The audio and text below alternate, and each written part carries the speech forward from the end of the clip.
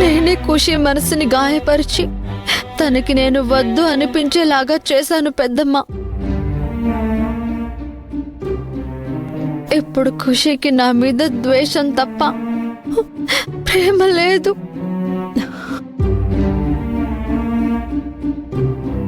ఖుషికి నేను ఇంకా అక్కర్లేదు.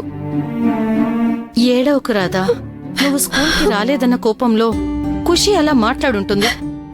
కోపం తగ్గగానే మళ్ళీ నిన్ను వెతుక్కుంటుంది. ఖుషి నిన్ను వదులుకోదు రాధా.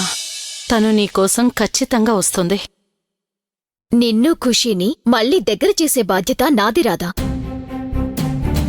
ఇప్పుడు మీ వదిన కూడా మన పార్టీనే రాధా.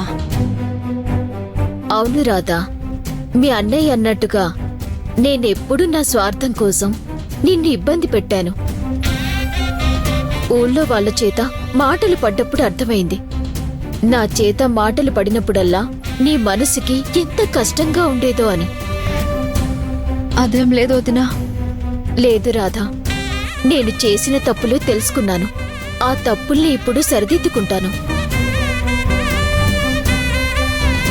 నువ్వు ఆ పాపకి దూరమైనందుకే కదా బాధపడుతున్నావు. నేను మీ ఇద్దరిని మళ్లీ దగ్గర చేస్తాను. నువ్వు ఆ పాపకి అమ్మలా ఎప్పటికీ ఉండిపోయేలా చేస్తాను.